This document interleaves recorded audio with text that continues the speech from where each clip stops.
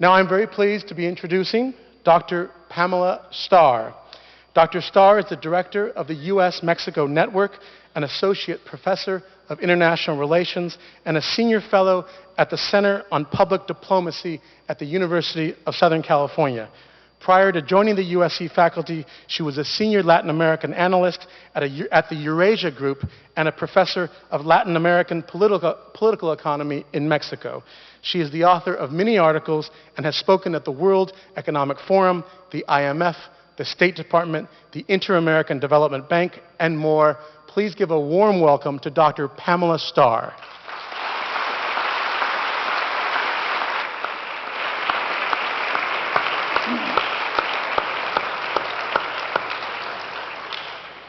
Thank you and good evening. It's my distinct pleasure to first introduce to you and then have a conversation with Ambassador Arturo Sarukhan. The ambassador is a career diplomat since 1994, and he's held a long list of foreign ministry posts, including a previous stint in Washington and a series of posts associated with the U.S.-Mexico bilateral relationship and with counter-narcotics and with organized crime.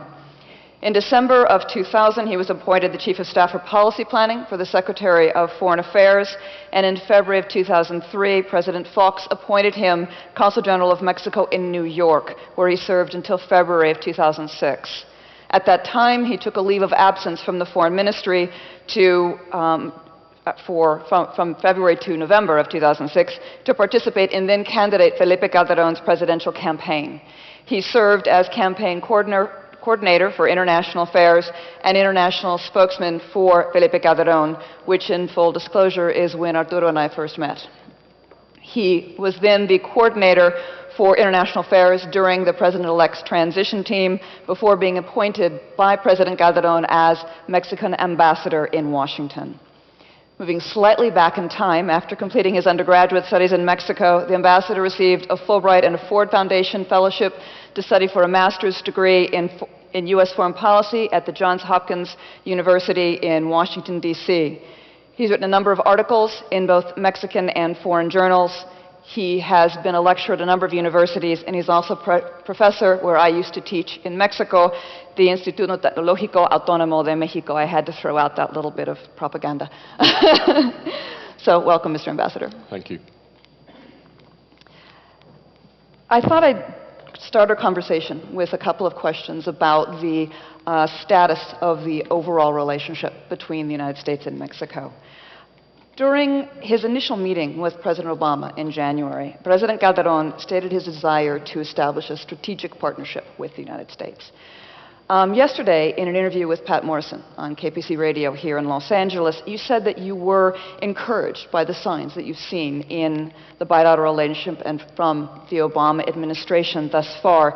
And you felt the two countries were positioned to, I hope I quoted you correctly, to propel the relationship forward.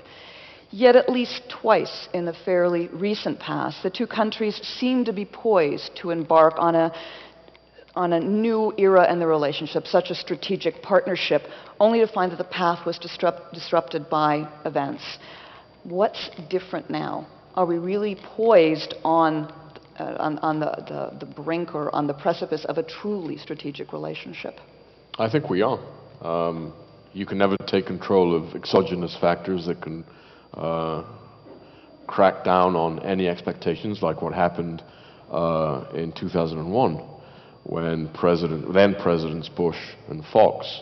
I think it started a serious dialogue between both countries to try and figure ways in which to deal with one of the pressing issues of the bilateral relationship, which was immigration. President Bush did his first trip as president to Mexico, February of 2001. Vicente Fox did his first state visit to the United States, the first state visit that George W. Bush received as president.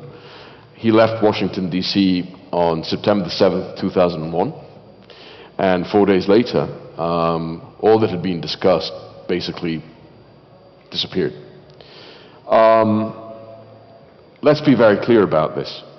Given what's on the geostrategic radar screen of the White House these days, whether it's Iran, or whether it's Iraq, or whether it's the Middle East, Afghanistan, potentially North Korea, Latin America will not be a priority or a top priority of the administration. We have to be very clear about this.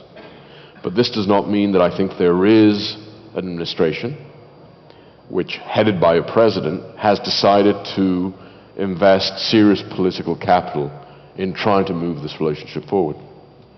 Will best laid plans be disrupted by other events? It is possible. But I think that both presidents, I think the fact that despite what many of us had heard, that then President-elect Obama would try to not waste time in the run-up to his swearing-in ceremony by meeting with foreign dignitaries. I think the fact that he met President Calderon a week before he was sworn into office, and that he did so by going to Mexican territory, the Mexican Cultural Institute in Washington, D.C., I think was a very important gesture by the president of signaling his commitment and his willingness to invest serious political capital in the relationship. So for you, the large thing that's different is the nature of the individual in the White House as opposed to broader characteristics of the United States and of Mexico? I think it has to do with individuals. Despite that historians hate history written around individuals or specific events, I think that in this case, the fact that you have two men who are basically the same generation, President Obama is a year older than President Calderon. We also joke that they're both lefties and both their wives are lawyers and they got married the same year, which provides for some very interesting synergies there. But I think that there is a generational thing that has developed between these two men. But I also think that increasingly, and you can see it in Congress, Pamela, there is a growing understanding that these two countries will fail together or succeed together. And where you see it most powerfully today is in how we go about fighting organized crime.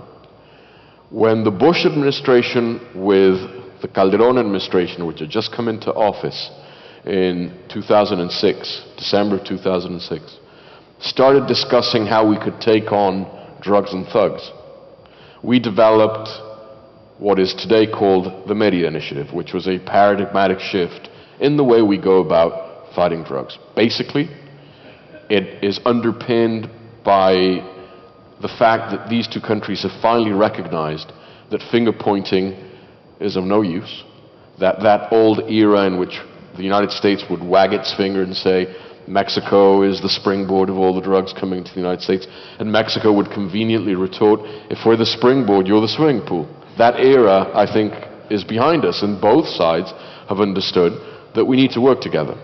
That paradigm was developed by a Republican administration, and yet today, the standard bearers of what we're trying to do and achieve in strengthening and deepening our cooperation